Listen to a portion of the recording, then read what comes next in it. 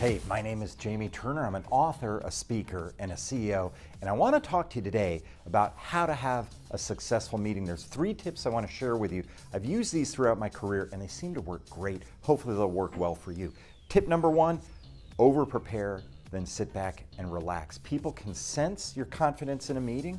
If you are nervous about being underprepared, they pick up on that and they start chipping away at the things that you should know about. Make sure to over-prepare so that you can sit back and relax. Secret number 2, have a firm grasp on the desired outcome. I can't tell you how frequently people go into meetings without really having a clear sense of the roadmap and where they want to end up at the end of the meeting. So secret number 2, have a firm grasp on the desired outcome. What's secret number 3?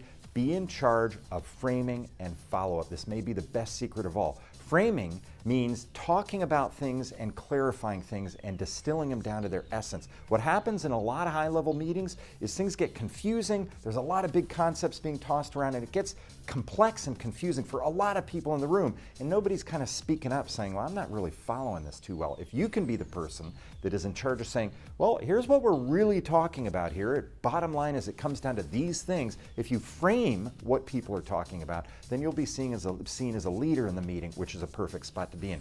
Final thing is, don't forget follow-up. If you're in charge of follow-up, that's another secret weapon that you can use to say, here are the things we covered, here are the things that we're going to do as our action steps coming out of this, and here's how we're going to move forward as a team on this. Those are 3 tips that you can use. Here they are again.